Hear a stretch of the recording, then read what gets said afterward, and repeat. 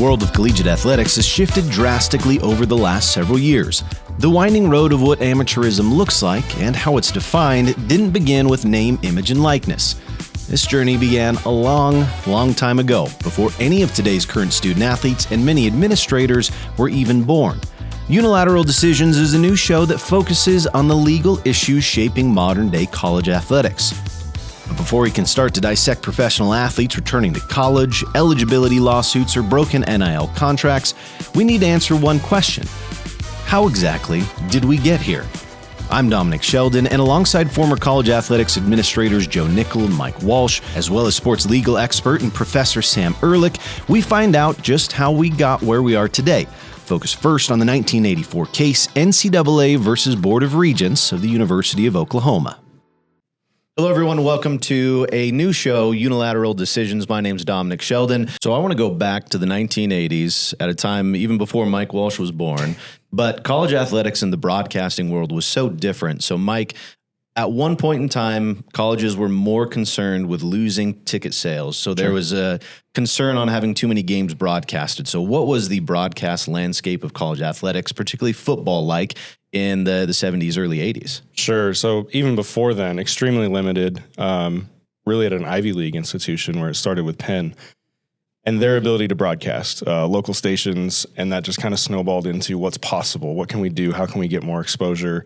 And the NCAA was very concerned, and many of their member institutions were very concerned about what's the impact of that? What is the impact on the live experience, the in-venue experience? And commissioned some studies and determined that, they really felt that restricting the amount of broadcasts and the frequency with which a certain team would be broadcast during a year was the best for the organization and its membership. And so fast forward, into the late 70s, early 80s, and there's a lot of schools wondering, why can't we get a bigger piece of this? Why can't we get more exposure out of this? And challenging what that looked like. And I'll kind of leave really the legal component of it to Sam, certainly after we hear his background, but just the idea that the biggest schools wanted a bigger piece of the pie. It's really what it came down to. And the concept of, does the NCAA have the right to restrict that essentially trade? And the economic component of it, the frequency of how often they were put out, the price fixing, a lot of the same things we hear about today. It really was the start of that. And so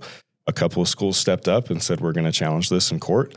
And that challenge, again, we're still feeling it today, over 40 years later, to try to figure out, what does the NCAA actually have, the ability to rule with an iron fist on, versus which rulings have they made that we sit here and talk about unilateral decisions. That's a lot of what they did. And it's coming back to haunt them still, even 40 years later. And sometimes they continue to make those decisions despite the Supreme Court ruling in the 80s around this one topic of, you really can't make that decision for everybody else, especially those who are going to be impacted by it and don't have a say in it. And yet they've continued to do that. And so here we are today. So, Sam, we'll get into that 1984 NCAA versus Board of Regents of the University of Oklahoma. How did that fundamentally shift, and why did that shift how broadcasts and schools handled those rights? Yeah, and what the Supreme Court decided, and this was they had affirmed the Court of Appeals decision and the District Court decision, kind of all the way down the line. You had these court decisions saying that the NCAA's restriction of the output of college sports violates antitrust law. Antitrust law being kind of the idea that we need to have a free market, that free market competition needs to be protected. Where if Joe and Mike are trying to each sell me a product, they're competing for my dollars. They're going to lower prices or raise quality or both in order to get me to purchase their product instead of the other product. But the NCAA, the antitrust theory was, all these schools came together and collectively colluded to restrict the output and to the harm of consumers. And that's exactly what the Supreme Court found. The Supreme Court found that, yes, there are pro-competitive benefits here. Antitrust law is all about weighing the anti-competitive harm versus the pro-competitive benefits. There are pro-competitive benefits here, but they just weren't convinced that restricting output of television is really kind of fosters those benefits. They didn't really see kind of the connection between there, and it just didn't seem like something that they were really going to buy. But what was really interesting about Board of Regents, it was kind of a two-part decision in a certain way. Didn't really feel like it. Like if you read the decision itself, it doesn't really feel like it. But the impact kind of went in two very different directions. One direction is that the NCAA cannot restrict television output. They have to allow schools like, the plaintiffs in this case were the University of Oklahoma and the University of Georgia. You have to allow those two schools or the conferences that they then create to be able to sell television rights on their own. And you can't have kind of one big organization kind of restricting the output. But at the same time, and this gets to the pro-competitive benefits here and the connection that the Supreme Court did not see with the television deals, they still did see that there is significant benefit to amateurism in college sports. The closing paragraph of this decision was, there's this revered tradition of amateurism in college sports, and the NCAA needs ample latitude to play that role. And even though they found that these output restrictions do not foster that revered tradition, courts took that and ran with it. And we had 37 years of courts saying, the Supreme Court told us we need to respect this revered tradition of amateurism. We need to give ample latitude to the NCAA to foster this revered tradition of amateurism. And it really led to courts, again, taking it and running with it. And at the same time that television revenue started to explode because you had more output here, college athletes' earnings and kind of their role in it, their ability to kind of profit off of these increased revenues was still tampered down to a scholarship and some ancillary benefits. So, Joe, from your perspective as an administrator, when we think about those early years leading into the 2000s, 2010s, where broadcast revenue is fundamentally shifting funding for college athletic programs and even universities, how did that money get used by and large, and how much of a change did that spur in overall funding for these departments across the country?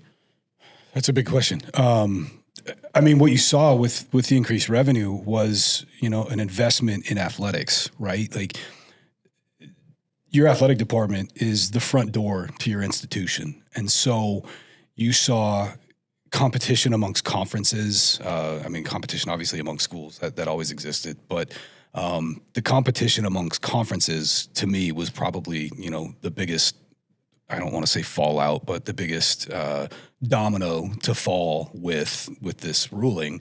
And they were chasing, money. 40 years later, they're still chasing money. We're still seeing conference realignment. So to me, that it took time. There were some teams that shifted conferences, but what we've seen over the last, 4 or 5 years has been a monumental shift in the landscape, and that's been the biggest domino, chasing money because it became available as a result of this ruling.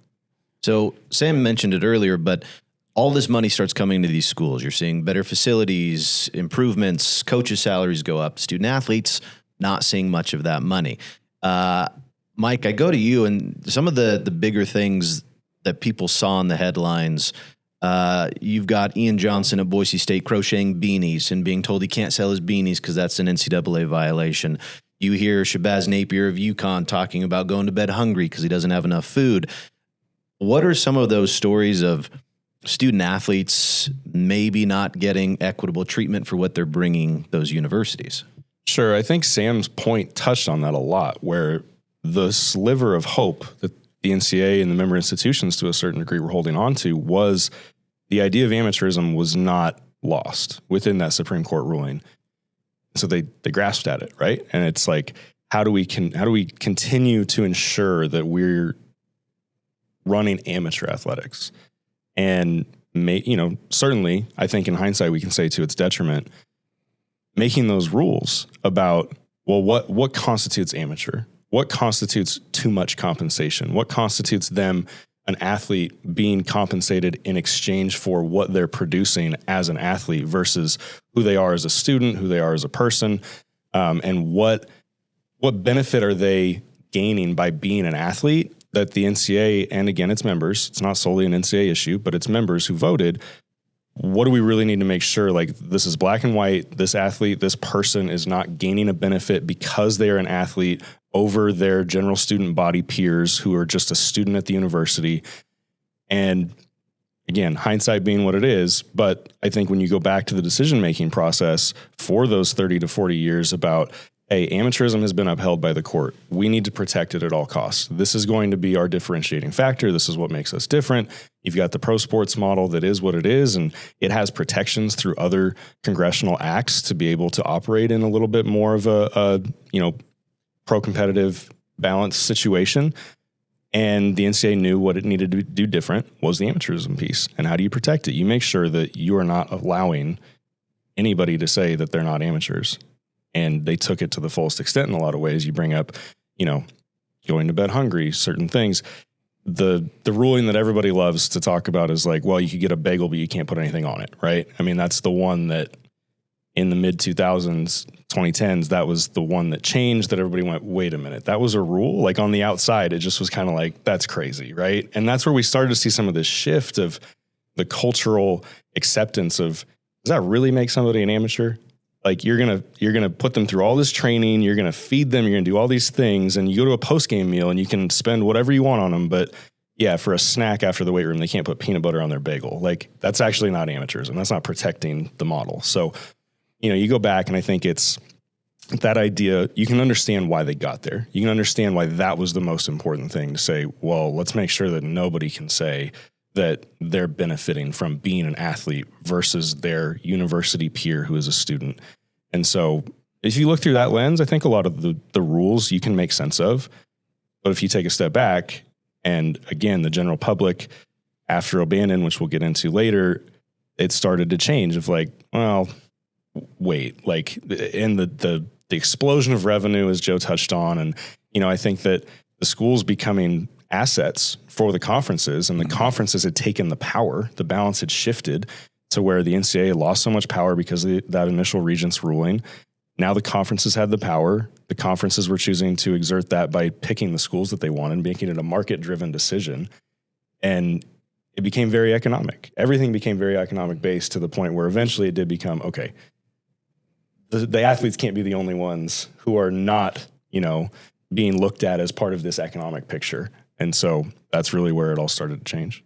For Sam and Joe, walk me back to this conference realignment stuff in large part due to TV revenue. So Joe, maybe from your perspective first, how do these schools go from potentially having local TV market broadcasts to network televisions, conference agreements? So how do we go from individual schools utilizing their rights locally to national discussion and conferences? Demand. I mean, it's simply demand.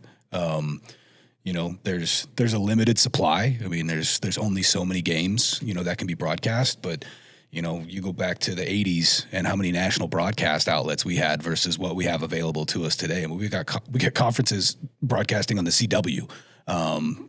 So demand. And as the demand increased, the revenues increased. And competition is what college athletics is.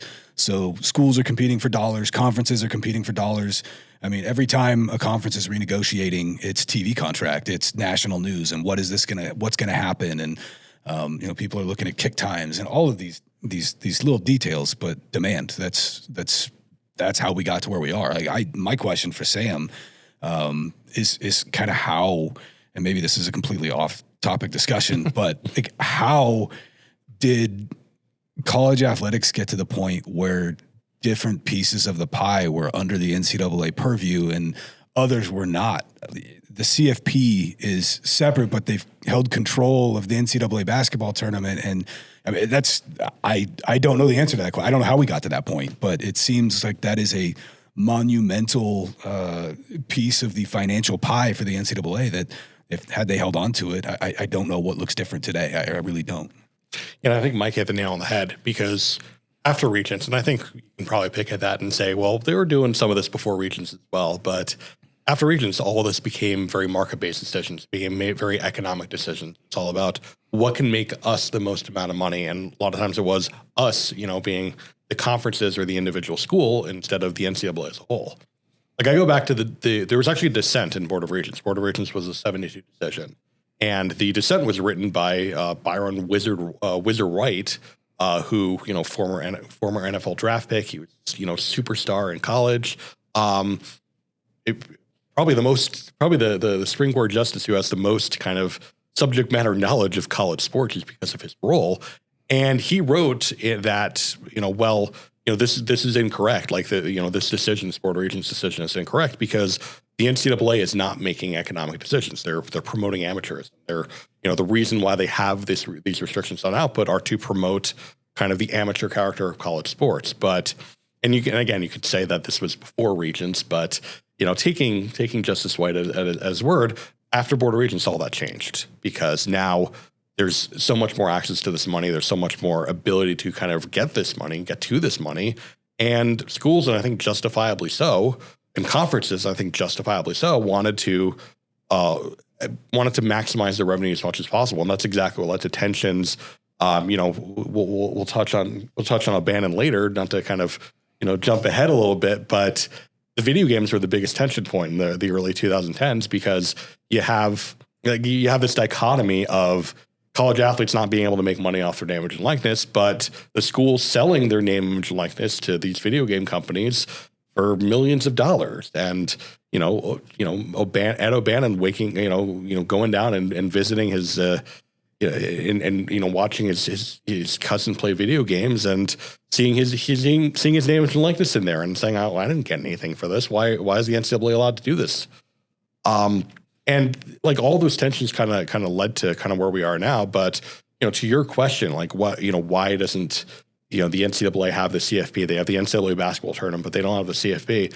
The simple answer is power. It's economic power. It's who wants to control the most profitable aspects of college sports. And the conferences want to kind of retain that control. They have the ability to retain that control. And that's their card. That's their leverage card. And, you hear, these days you hear, constantly about threats of the Big Ten and the SEC kind of leaving to start their own thing.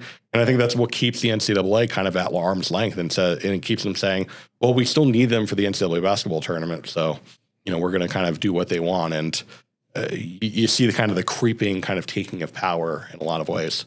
I think there's a component to that too, where even prior to Regents, there was this idea that the NCAA was almost an olive branch or perhaps their way of maintaining some level of competitive balance in the market, not so much among the schools. Their hold on the TV contracts, even at the time, was restricted to regular season competition. And the bowl games, which had, existed well before that, there was always a different component to what the postseason was, and they weren't restricting that. And it was almost as if that was the way that they were going to try to win this case of like, well, we're restricting what's important to us. There's still this other avenue for people to be able to compete. And so, strategic decision or not, which obviously didn't pan out, they kind of had left that alone. They left the postseason alone for the bowl games to be able to have, which obviously, back at that time were really about those local markets and how are we having the festivals around whatever the thing may be, right? And that's why they're the Peach Bowl and the Sugar Bowl and everything else that it's local. And it's like, you know what? You get to have that. You get to control what that looks like. That obviously has then been commercialized because it's able to. And so I think that really that was lost even before Regents, but it has exploded because of the decision of Regents. Absolutely. It's funny, you touch on O'Bannon, which we'll get into next episode. There's so much to talk about there, but I think back to some of the stories of what are we doing when it comes to utilizing student athletes' name, image, likeness, and giving them no say. Darren College, Super Bowl winner, former Boise State Bronco. He goes across the street to pick up a soda or a water at a gas station. He sees a bobblehead with his face, his name, his number that they're selling for $15 a pop, and he's never heard of it. He did not sign off on anything. And the stories he's got is pretty great. So it has changed in a lot of ways for the best. But I want to go back to just this difference in time from Board of Regents to O'Bannon's case. Why was there such a large gap in time where no one really addressed any of that change that was happening? Because the courts wouldn't let them. And that goes back to, kind of that second part of the Regents decision that said, the NCAA plays this, there's this really important role in kind of maintaining the revered tradition of amateurism in college sports, and they need ample latitude to play that role. There were a lot of lawsuits. In 1988, you had the McCormick lawsuit. 1992, you had the Banks lawsuit, which is all about, player wanting to come back, after entering the NFL draft, which, kind of sounds interesting in today's landscape. Shout out Charles Bedico. But, you had a bunch of these decisions, but courts were universally saying, well, we have to follow the Supreme Court here. Supreme Court said the NCAA deserves a slight latitude to preserve amateurism in college sports. There's really not a lot we can do about that. And it really took until the O'Bannon decision for one, and even before that, the Hart and Keller decisions, which weren't antitrust decisions, but they were intellectual property decisions, to really kind of pick at that facade and really for courts to say, things have kind of changed since 1984. We have a lot more revenue here. We have a lot more things here. And even like the Ninth Circuit and the O'Bannon decision, which we'll kind of talk about, was like, maybe the Supreme Court didn't mean for us to kind of give this blanket kind of quasi antitrust exemption in this case. But again, it took them until 2015 with the O'Bannon decision, or 2014 with, I guess, Judge Wilkins' district court decision in that case, for courts to really say, you know what, maybe this isn't exactly what the Supreme Court wanted us to do. But you have, like, I think it's kind of a misnomer to say that there weren't any challenges kind of leading up to O'Bannon, because there were a lot of challenges. There's a lot of these cases that really kind of picked at the amateurism system. I think the best illustration, for example, is in 2008, the Sixth Circuit Court of Appeals in a case called Bassett v. NCAA. It's a case about football coach who was punished for allegedly paying players under the table, and he filed an antitrust lawsuit saying that you're keeping me out of this market.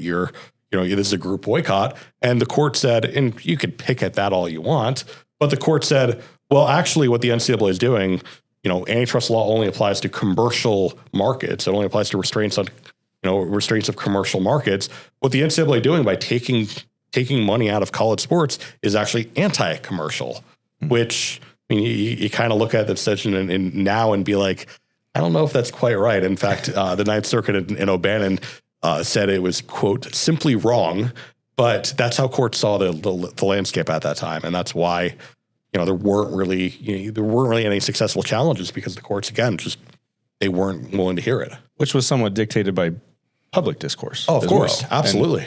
And where the people were, and Joe brought it up too about, the seismic change, I think, in that public discourse really was Texas and Oklahoma changing conferences, which was a byproduct of the 30 years prior decision that the conferences had the power, that it became market driven, that eventually raced to the bottom in some ways. Because initially, after the ruling in Regents, it did open pricing, and pricing came down in a lot of ways. And so it took time to recorrect and say the demand popped up, the cable television popped up, the streaming services, all the things. It took time for the ecosystem around broadcasting to be able to take on the increased demand. And then it became a race. And then when Texas and Oklahoma leave for the SEC, and everybody says, wait a minute, like that, and that public discourse, how does that impact the legal discourse and how judges view those things, I suppose? And tremendously, and even beyond kind of all of that. I mean, there's still, at that time, and really kind of until the early to mid 2010s, people, most people, the public at large was still very much in favor of amateurs in college sports. We've seen a kind of a shift to that end, but there's still a lot of fear, and the NCAA defended O'Bannon, defended all these lawsuits by saying, if we're not amateur anymore, if you take this away from us, people are going to stop watching college sports. And I think, at that time it was a fair argument, because I think a lot of people, I think the public discourse, again, like you said, Mike, I mean, kind of the public at large was very much in favor of amateur college sports and was very opposed to paying players. But even before Texas and Oklahoma, I really think the video games kind of really shifted the dynamics in that situation, as people saw kind of the ridiculousness of, playing your NCAA football game with, QB number 0 on the back of the jersey, and being like, well, what exactly is the reason behind that? Oh, it's because they're in legal trouble because of all this, because the players aren't getting paid. That, I think, starts to really kind of shift the public discourse in that area and kind of make it where maybe changing amateurism a little bit, or taking away amateurism to a certain degree, isn't going to kill college sports. So we'll get into that next episode. I love it, but we'll wrap this up with our unilateral decision. We'll start with Joe. We'll go around the horn. Obviously, you look at the broadcast rights and the money that's been dumped into these programs. It's fundamentally shifted everything. I think there's distinctive pros and cons to the situation. Let's say you're in charge of everything. You get to make a unilateral decision. free market economy with broadcast rights. You leave it as is and just let it figure itself out, or if not, do you make a change? What is it? Yeah, I'm conflicted. I mean, I really am.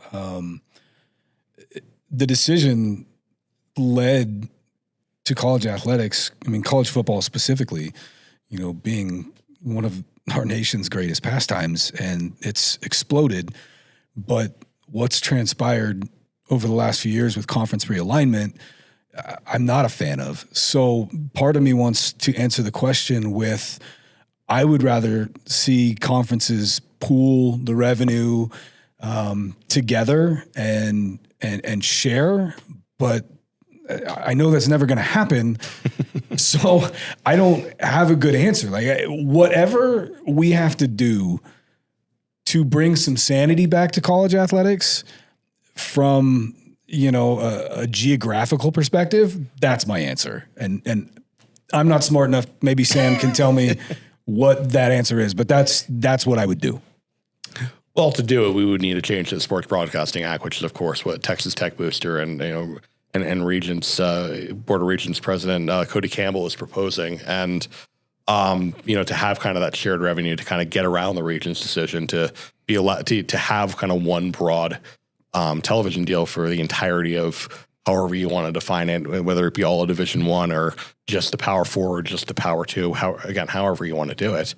But, kind of accepting the premise that we're going to be making these unilateral decisions, I think if you look at the NBA, I think you look at the NFL, two most popular sports, sports leagues in the country, if not the world.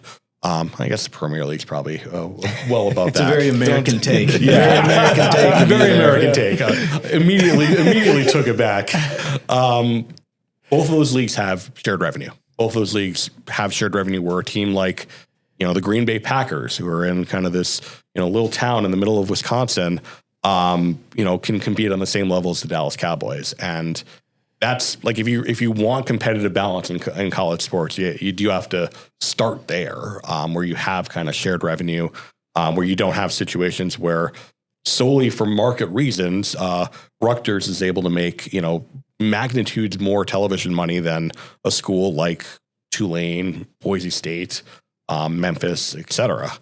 But at the same time, I think it's also fair to ask, will that actually solve the competitive balance problem? Would that actually solve the geographics? Because it's not even just television revenue. There's a lot of components to revenue, and college sports has one area of revenue that professional sports leagues don't have, which is, of course, booster revenue. And, just the amount of booster support that some schools, especially, the Big Ten and SEC schools that have these giant alumni networks and really well-established alumni networks, would that actually solve the problem? I'm not so sure, but I think it would definitely be a step in the right direction.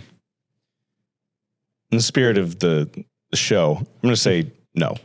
If you make me czar for the day, you put me in charge of college football, college athletics at large, I don't believe that the SCORE Act and what they've put together to try to amend the Sports Broadcasting Act is the answer. I think that there's some severe irony in the idea that going back to pre-Regents is going to fix the problem.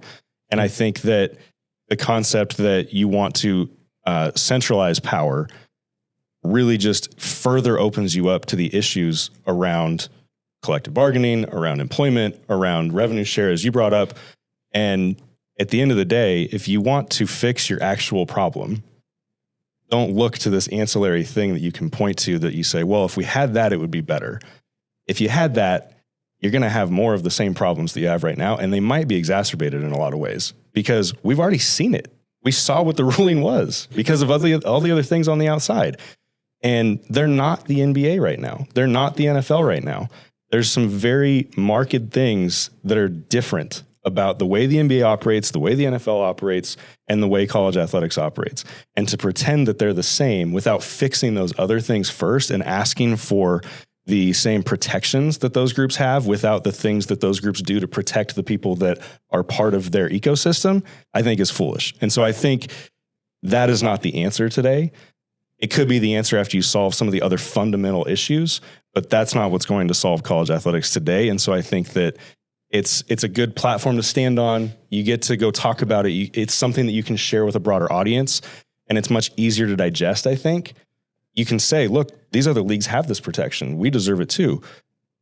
But it's a lot more difficult to have the conversation in the public about the things that those organizations do differently that allow them that opportunity. And so for me, no, I wouldn't chase that dream. Yeah, and to be clear, I do not think the SCORE Act is the answer either. No, I if we're focusing on that one kind of decision, or focusing on, like, is revenue share something that would help as one component to broader reforms? I think, it definitely could be. But yeah, you are spot on, Mike. There are so many other things that need to be done along with that in order to, fix the problems of college sports. Mike, you said it and it made me laugh. You mentioned the word issues, a lot of issues. I think the good news for our show, college athletics, full of issues right now. We'll get into modern day ones several episodes from now. Next one, we'll talk the O'Bannon case, video games, one of the best video games of all time. But for our first episode of Unilateral Decisions, for Mike Walsh, Sam Ehrlich, Joe Nickell, we appreciate y'all watching and listening. We'll see you next time.